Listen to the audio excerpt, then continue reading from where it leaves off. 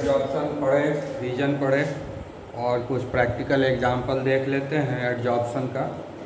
ठीक है, जैसे कि ये एक कंटेनर आप ले लेंगे, ये एक कंटेनर आप ले लो और इस कंटेनर को बंद कर देना है और इसमें जो है ना बैरोमीटर है।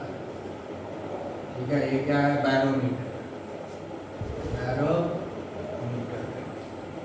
दो कंटेनर ले लेंगे हम, दूसरा कंटेनर इधर से ले लिए, इसमें भी हम बैरोमीटर लगा देंगे।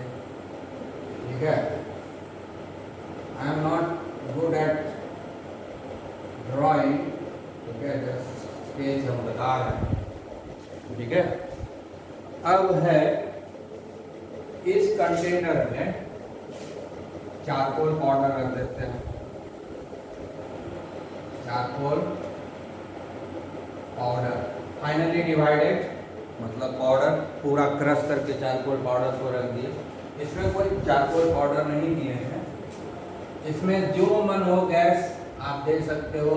कोई एक गैस ले लेंगे, ऑक्सीजन, हाइड्रोजन लेंगे, कार्बन मोनोऑक्साइड लेंगे, क्लोरीन लेंगे, अमोनिया ले लेंगे, या जो है सल्फर ट्राइऑक्साइड लेंगे। और यही गैस को इधर भी कोई एक गैस को ले लेंगे, oxygen, hydrogen, carbon monoxide, chlorine, ammonia या सल्फर ट्राइऑक्साइड ले लेंगे।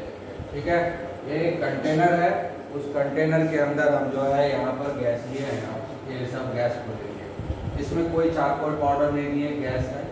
तो ये जो है गैस इसके अंदर है, जिसके अंदर तो कंटेनर के अंदर प्रेशर क्रिएट होगा।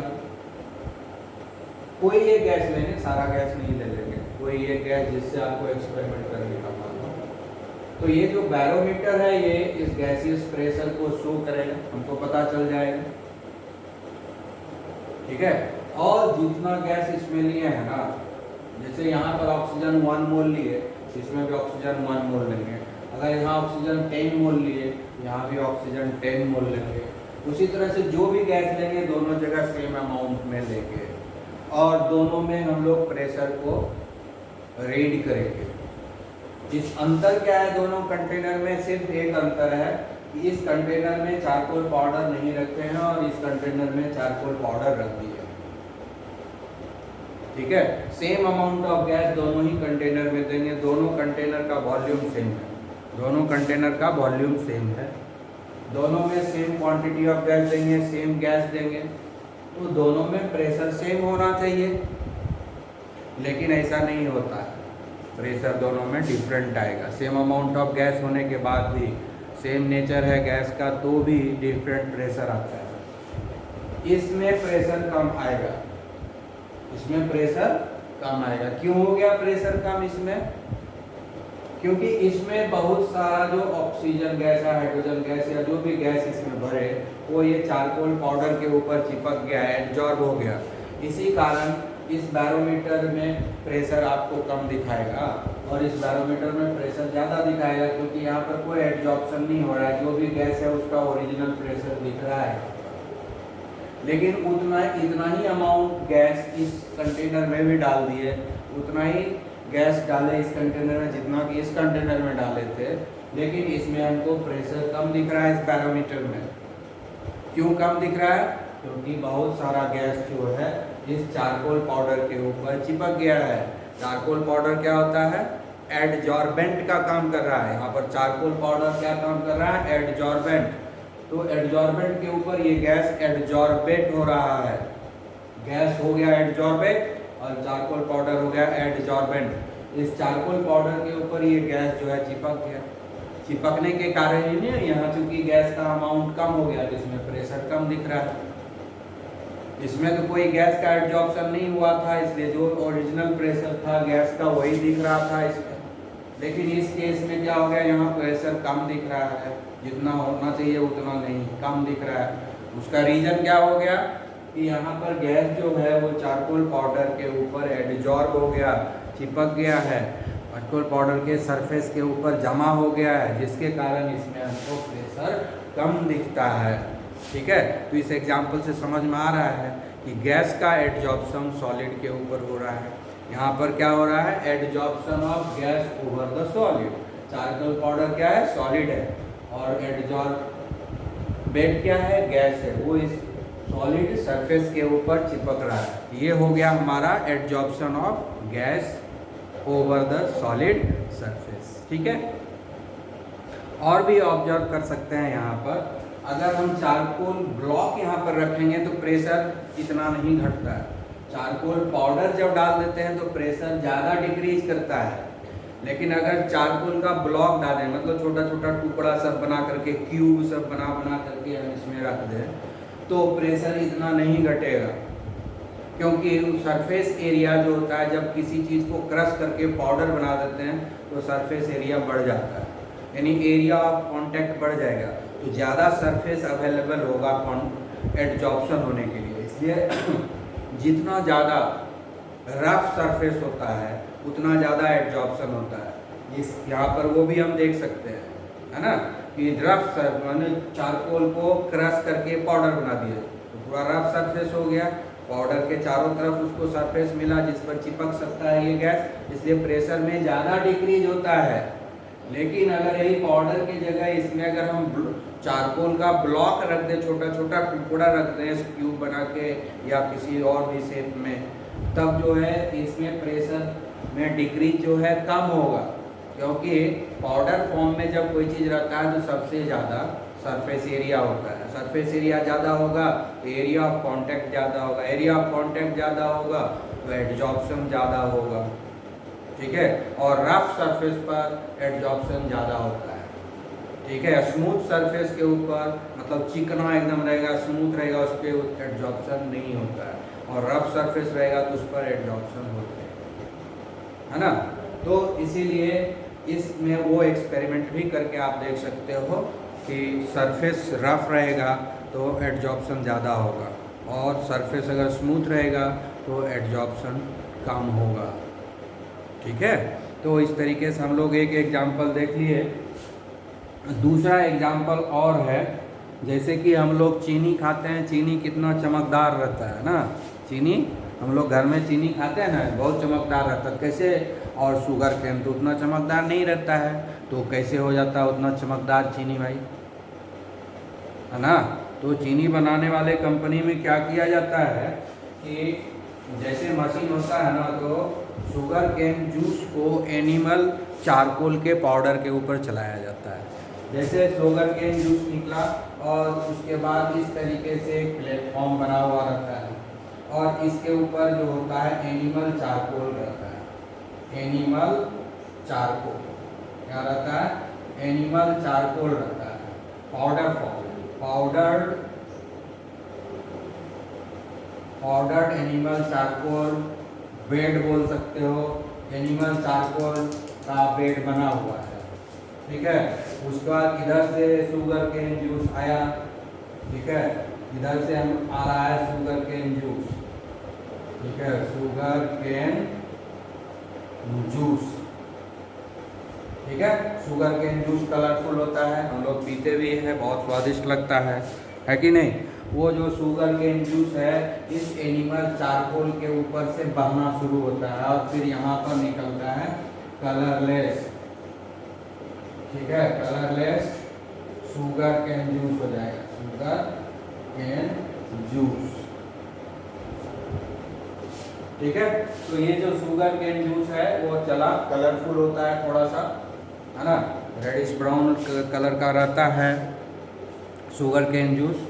और वो शुगर केन जूस आया मशीन से क्रश हो करके, और इसके ऊपर यहाँ पर जो ये यहाँ पर लगा हुआ है चारकोल, एनिमल चारकोल का बेड लगा हुआ है, एनिमल चारकोल का पाउडर यहाँ पर जो है ये एकदम रखा हुआ है। ठीक है, अब यहाँ से अब इस पर चलेगा ये शुगर केन जूस, इस पर धीरे धीरे आएगा शुगर केन जूस, इस पर धीरे धीरे आएगा इस चारकोल बेड पर, एनिमल चारकोल के ऊपर।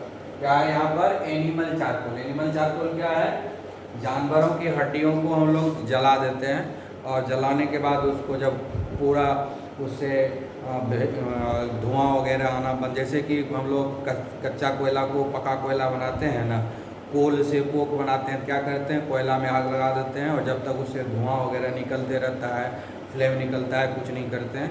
जैसे उससे धुआं निकलना बंद हो गया, बस उसको बुझा देते हैं, तब जा कर के वो कोक मिलता है। उसी तरह से जानवरों की हड्डियों को क्या करते हैं, क्रश करके उसको जलाते हैं। जब तक उससे जो है अनवांटेड वेपर, फ्लेम ये सब निकलते रहता है, तब तक उसको जलाते रहते हैं। जब वो सब कुछ नहीं तो एकदम रेड हॉट हो जाता है तो उसके ऊपर पानी डाल के बुझा देते हैं। उसी को हम लोग बोलते हैं एनिमल चारकोल, ठीक है ना, यानी जला हुआ हड्डी। तो एनिमल चारकोल का पाउडर यहाँ पर डाल दिए, इसके ऊपर शुगर केन जूस चलेगा। तो शुगर केन जूस तो कलरफुल होता है, सब लोग देखे शुगर केन जूस कैसा होता है, लेकिन चीनी बहुत चमकदार होता है। तो जब शुगर केन जूस इस बेड के ऊपर चलेगा तो सारा जो उसको कलरिंग मटेरियल है, शुगर केन जूस में जितना भी कलरिंग मटेरियल है, कलरफुल मटेरियल जितना भी है, वो सब इस एनिमल चारकोल के ऊपर चिपक जाएगा और प्योर शुगर जूस जो होता है वो कलरलेस शुगर केन जूस तुमको यहाँ मिलेगा। फिर इस कलरलेस शुगर केन जूस का क्रिस्टलाइजेशन किया जाता है और फिर हमको चीनी मिलता है, शुगर मिलता है, ठीक है ना। तो यहाँ भी एडजॉर्प्शन हुआ है ना। शुगर केन जूस में जो कलरिंग मटेरियल है उसको रिमूव कराने के लिए हम लोग जो है एडजॉर्प्शन कराते हैं। एडजॉर्प्शन कराने के लिए कौन सा एजेंट यूज कर रहे हैं यहाँ पर, एनिमल चारकोल। एनिमल चारकोल क्या है, सॉलिड है, और इसके ऊपर एडजॉर्ब क्या हो रहा है, लिक्विड मटेरियल, कलरिंग मटेरियल जो है, तो सॉलिड के ऊपर लिक्विड एडजॉर्ब हो रहा है, ठीक है। तो इस तरीके ये दूसरा एग्जाम्पल हो गया। उसके बाद जो है आप लोग जब लेबोरेटरी में अटेंड करोगे, कभी लेबोरेटरी अटेंड किए या किए होंगे, तो वहाँ पर क्या होता है, एक इंडिकेटर रहता है मीथिलीन ब्लू। मीथिलीन ब्लू, ये एक मीथिलीन ब्लू है, ये लिक्विड फॉर्म में रहता है ना, ये लिक्विड फॉर्म में रहेगा। मीथिलीन ब्लू नाम से ही देख रहे हो तो ब्लू कलर का होगा। तो ये मीथिलीन ब्लू जो है इंडिकेटर है, इसमें क्या करते हैं हम लोग, एनिमल चारकोल डाल देते हैं। इसमें क्या डाल देते हैं हम लोग, एनिमल चारकोल का पाउडर डाल देते हैं। थोड़ा देर के बाद फिर इसको फिल्टर करेंगे तो पता चलेगा कि ये जो मीथिलीन ब्लू कलर है वो सब रिमूव हो जाता है, ठीक है। आई बात समझ में, मीथिलीन ब्लू क्या हो जाता है, का जो कलरफुल है ब्लू कलर वो रिमूव हो जाता है और कलरलेस हो जाता है। इस मीथिलीन ब्लू में हम लोग डाल देते हैं एनिमल चारकोल का पाउडर, एनिमल चारकोल, ठीक है। एनिमल चारकोल इसमें डाल देंगे, उसके बाद हम लोग फिल्टर करेंगे तो हो जाएगा कलरलेस, ठीक है। तब क्या हो जाएगा, कलरलेस लिक्विड हमको मिलेगा, इसका मीथिलीन ब्लू का कलरलेस लिक्विड। तो कहाँ चला गया कलर वाइट, उसमें हम चारकोल पाउडर डालें और उसको सेक कर दिए अच्छा से, और सेक करने के बाद फिर फिल्टर कर दिया तो हमको एकदम पानी के जैसा जो है लिक्विड मिला। तो कहाँ चला गया वो ब्लू कलर, एक्चुअली क्या हुआ, वो जो ब्लू कलर है तो कलरिंग मटेरियल है उसमें, वो कलरिंग मटेरियल क्या हुआ, एनिमल चारकोल के ऊपर चिपक गया, एनिमल चारकोल के ऊपर एडजॉर्ब हो गया और बच गया तुम्हारा प्योर केमिकल्स जो प्योर फॉर्म में मिला, फिल्टर कर दिए एकदम क्रिस्टल क्लियर वाटर कलर में मिला। तो इस तरीके से ये सब एक लाइव एग्जांपल है एडजॉर्प्शन का। और भी एक एग्जांपल लेबोरेटरी का ले सकते हो। लेबोरेटरी में एक डेसिकेटर होता है, लेबोरेटरी में एक डेसिकेटर होता है और उस डेसिकेटर में है एल्यूमिना जेल रखा हुआ रहता है। तो अगर कोई किसी चीज़ में मॉइस्चर लगा हुआ है तो उसको हम उस डेसिकेटर में रख देते हैं तो मॉइस्चर गायब हो जाता है। और इसके अलावा और भी एक चीज़ देखो, मार्केट से जब हम सामान खरीद के लाते हैं, खास करके इलेक्ट्रॉनिक गुड्स वगैरह, तो जब उसका पैकेजिंग खोलते हैं तो पैकेजिंग के अंदर देखोगे छोटा छोटा कपड़े का थैली में कुछ न कुछ रखा रहता है ना, सील रहता है ना, दाना दाना जैसा चीज़ रहता है, छोटा छोटा पैकेट रहता है, उस डब्बे के अंदर रखा हुआ रहता है। जब नया नया सामान हम कुछ खरीद कर लाते हैं, वो क्या चीज़ है, वो सिलिका जेल है। वो जो पैकेट है ना, कपड़े के पैकेट के अंदर जो है अच्छे से सील करके उसके अंदर सिलिका जेल रखा हुआ रहता है, उस डब्बे में डाल दिया जाता है, कार्टन में डाल दिया जाता है, ताकि जब मैन्युफैक्चरिंग जहाँ हो रहा है, जहाँ बन रहा है, से कस्टमर तक पहुँचने में समय लगता है, तो इस बीच में क्या होगा, मॉइस्चर का इम्पैक्ट पड़ेगा उस सामान के ऊपर और वो सामान खराब हो जाएगा। इसलिए वैसा कोई भी सामान जिसके ऊपर मॉइस्चर का इम्पैक्ट होता है, असर होता है, वो सारे सामान के पैकेजिंग में क्या किया जाता है, वो सिलिका जेल का पोटली जो होता है, छोटा छोटा पैकेट डाल दिया जाता है ना। वो बहुत ही पॉइजनस होता है, इसलिए कभी खाओ मत लेना उसको, ठीक है। क्योंकि तो सबके घर में कोई न कोई सामान आता है, उस सामान में वो रहता ही है, इसलिए उसके पोटली को खोल करके खाना वाना नहीं है, वो पॉइजनस होता है। लेकिन इसका मेन काम क्या है कि उसको उसमें जब हम डाल देते हैं तो उस कार्टन के अंदर, कार्टून के अंदर जो भी मॉइस्चर होता है वो एब्जॉर्ब कर लेता है। तो जिसके कारण उस कार्टन के अंदर जो भी सामान रखा हुआ है मॉइस्चर के चलते ख़राब नहीं होता है। इसीलिए मॉइस्चर को रिमूव करने के लिए वो सिलिका जेल को उस पैकेट के अंदर रख देता है। तो सिलिका जेल का यूज़ क्या हो गया, डिहाइड्रेशन कराने के लिए, है ना, मॉइस्चर को रिमूव करने के लिए। क्योंकि मॉइस्चर जो होता है, वाटर वेपर जो होता है, वो सिलिका जेल के ऊपर चिपक जाता है। तो इस तरीके से हम लोग बहुत सारा एग्जांपल जो है एब्जॉर्प्शन का पढ़ लिए। अब हम लोग जो है आगे बढ़ेंगे, ठीक है। तो ठीक है,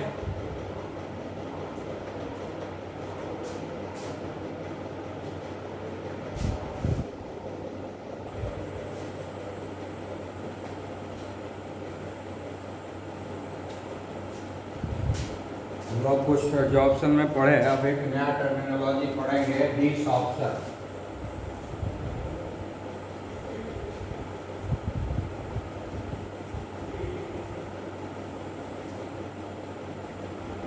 डिसॉर्प्शन, डिसॉर्प्शन क्या है? एडजॉर्प्शन क्या होता है? एडजॉर्प्शन में क्या होता है, कोई एक सब्सटेंस जो है दूसरे सब्सटेंस के ऊपर चिपक जाता है, स्टिक कर जाता है, आउटर सरफेस के ऊपर जमा हो। डिसॉर्प्शन जो है इसका उल्टा प्रोसेस है, ठीक है। जब एडजॉर्प्शन होता है तो सरफेस के बीच में क्या होता है, केमिकल बॉन्ड बनता है, तो एनर्जी रिलीज होता है। तुम जानते ही हो कि कहीं भी कोई भी चीज़ जब बॉन्ड बनता है तो एनर्जी रिलीज होता है। तो एडजॉर्प्शन जो है एक्सोथर्मिक प्रोसेस है, एडजॉर्प्शन जो है एक्सोथर्मिक प्रोसेस है। क्योंकि एडजॉर्प्शन जब होता है तो सरफेस के ऊपर बॉन्ड बनता है, और कहीं भी बॉन्ड जब बनता है तो एनर्जी रिलीज होता है। तो एडजॉर्प्शन जो है एक्सोथर्मिक है। हालांकि एनर्जी बहुत कम रिलीज होता है, जो पता भी नहीं चलता हम लोगों को नॉर्मली, बहुत ध्यान देने पर पता चलेगा, ठीक है ना। हाँ, अब ये डिसऑर्प्शन है एडजॉर्प्शन का उल्टा। यानी उस एडजॉर्प्शन में क्या होता है, कोई चीज़ किसी के सरफेस पर जाकर चिपक जाता है, वो हो गया एडजॉर्प्शन। अब जब वो चिपक गया तो उसको हटाने का भी प्रोसेस होगा ना। तो ये जो हटाने का प्रोसेस, जब कोई चीज़ किसी सरफेस पर चिपक जाता है, उसके हटाने के प्रोसेस को हम लोग बोलते हैं डिसऑर्प्शन, यानी एडजॉर्प्शन का जस्ट उल्टा हो गया।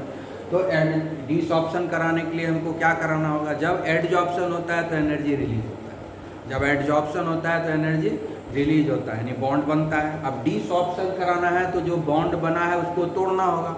बॉन्ड तोड़ने के लिए क्या करना पड़ेगा, एनर्जी रिलीज करना, एनर्जी सप्लाई करना पड़ेगा। जैसे ही एनर्जी सप्लाई करेंगे वो बॉन्ड टूटेगा, फिर ये अलग हो जाएगा। और अगर गैस का केस है तो गैस क्या होता है, किसी पर जो चिपकते के लिए गैस को हम लोग क्या करते हैं, अंडर हाई प्रेशर रख देते हैं, प्रेशर कर देते हैं तो वो किसी सरफेस पर चिपक जाता है। तो हम क्या करेंगे, उस प्रेशर को कम कर देंगे, गैसियस प्रेशर। जैसे ही प्रेशर कम होगा गैस जो है सरफेस से अलग होने लगेगा। तो दो तरीके से, या तो हम इसको हीट करें यानी वार्म करेंगे तो भी डिसऑर्प्शन होगा, हीट करेंगे तो भी डिसऑर्प्शन होगा, और अगर एडजॉर्बेट गैसियस सब्सटेंस है तो हम लोग प्रेशर को डिक्रीज कर देंगे तो डिसऑर्प्शन हो जाएगा। तो इस तरीके से हम लोग डिसऑर्प्शन का भी केस देख लेंगे।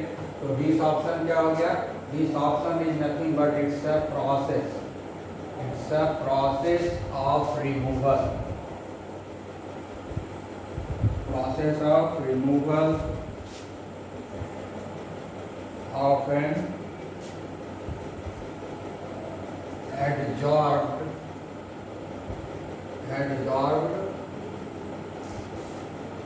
substance, absorbed substance from the surface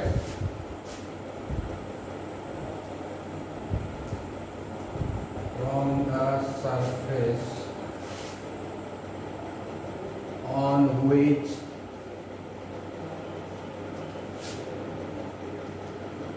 it is absorbed is called desorption. It's called desorption. ठीक है। अब डिसऑप्शन होने का रीजन क्या क्या हो सकता है ना? रीजन क्या क्या हो सकता है? दो रीजन हो सकता है। पहला रीजन क्या होगा? बाय हीटिंग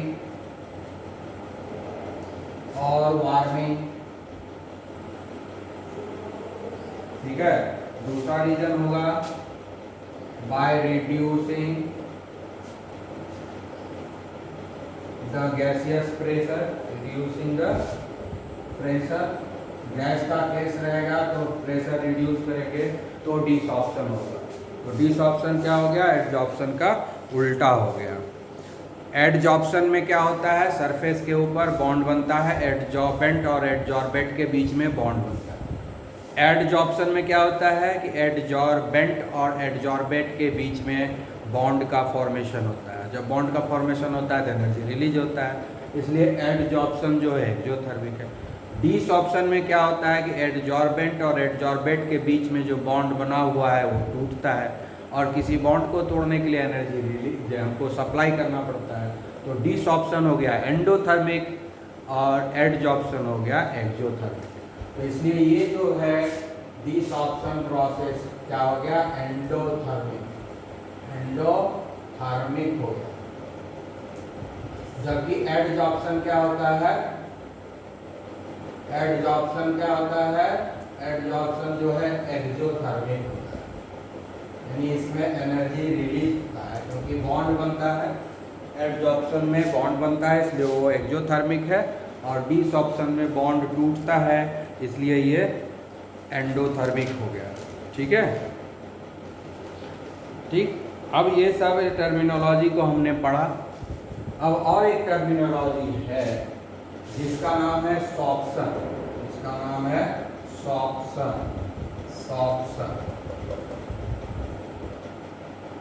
ठीक है। सॉर्प्शन ये भी एक टर्मिनोलॉजी है। सॉर्प्शन अब क्या होता है? हमने अभी तक क्या पढ़ा? एडजॉर्प्शन। दूसरा चीज क्या पढ़ा? डिसऑप्शन। तो जब एडजॉर्प्शन और डिसऑप्शन दोनों ही एक साथ हो, है ना, जब दोनों ही एक साथ हो, सॉरी गलत हो गया। सॉर्प्शन का मतलब होता है, सॉर्प्शन में डिसऑप्शन नहीं है। सॉर्प्शन में डिसऑप्शन नहीं है। सॉर्प्शन में क्या हो गया? हम लोगों ने पहला दिन ही क्या पढ़े थे? Absorption and adsorption. तो सॉर्प्शन क्या हो गया? Absorption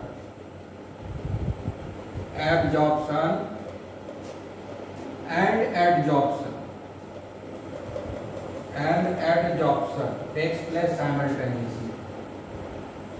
takes place simultaneously।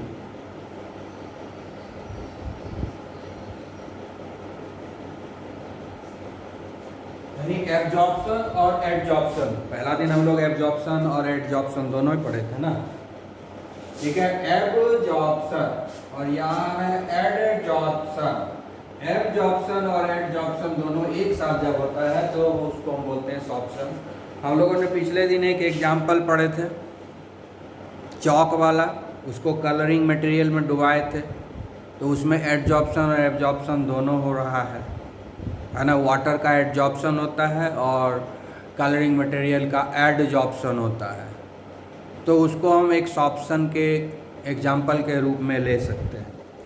जो बेस्ट एग्जाम्पल है सॉर्प्शन का वो है colouring of this cotton fibre, है ना।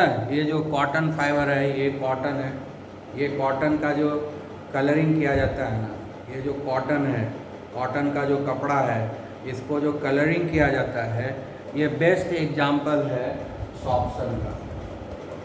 ठीक है। जब इसको हम कलरिंग करते हैं तो पहले कलर कॉटन के फाइबर के ऊपर चिपकता है। ठीक है।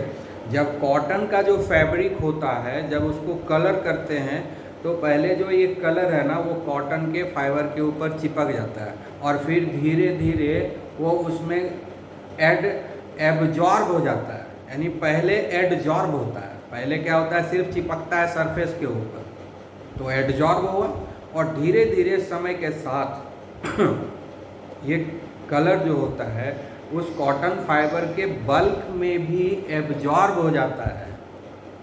तो यहाँ पर एब्जॉर्प्शन और एडजॉर्प्शन दोनों है और दोनों में डिस्टिंग्विश करना यहाँ पर डिफ़िकल्ट हो जाता है। निसॉप्शन वर्ड वहीं पर यूज होता है जहाँ पर एब्जॉर्प्शन और एडजॉर्प्शन दोनों हो रहा है साथ साथ, और दोनों ही प्रोसेस में डिस्टिंग्विश करना डिफ़िकल्ट है, इनडिस्टिंग्विशेबल हो गया।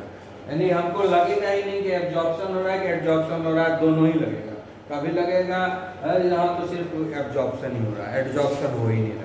अल्टीमेटली कैसा लगेगा कि एब्जॉर्प्शन हो रहा है, एडजॉर्प्शन हो ही नहीं रहा है। लेकिन रियलिटी में क्या है कि दोनों चीज़ हो रहा है वहाँ पर, लेकिन हमको ठीक से समझ में नहीं आ रहा है। उसको बहुत ध्यान से देखने के बाद, स्टडी करने के बाद पता चलता है कि जब कॉटन फाइबर को कलर करते हैं तो पहले तो एडजॉर्प्शन स्टार्ट होता है और धीरे धीरे वो एब्जॉर्प्शन भी होने लगता है।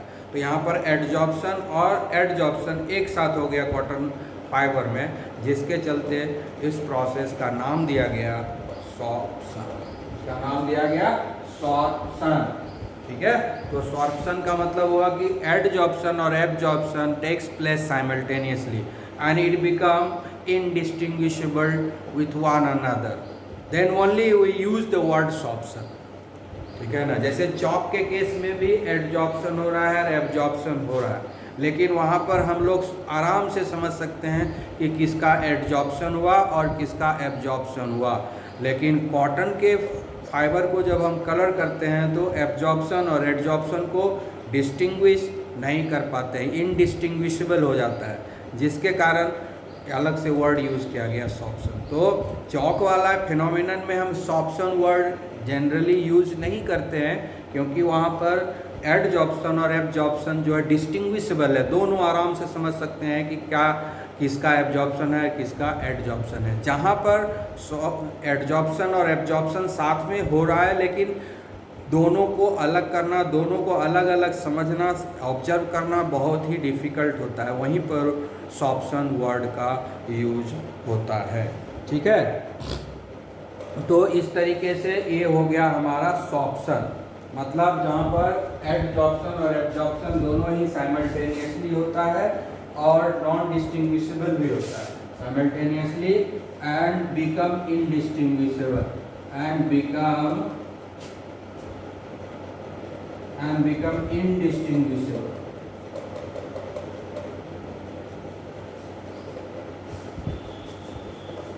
यानी ये दोनों प्रोसेस को पहचानना मुश्किल है कि कब हो रहा है कब खत्म हो रहा है।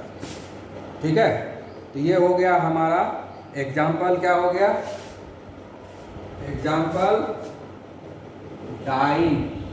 ठीक है ना, डाइंग है ना, डाई जो लगाते हैं। ठीक है, dye gets adsorb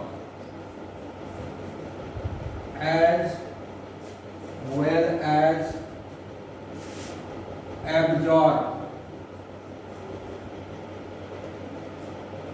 on cotton fiber।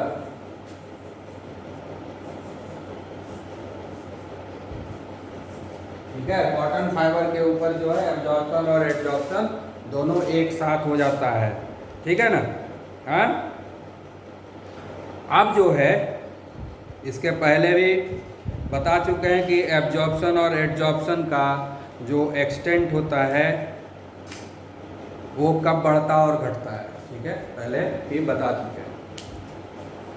तो अब आगे का टॉपिक हम लोग आगे डिस्कस करेंगे। दूसरे हो गया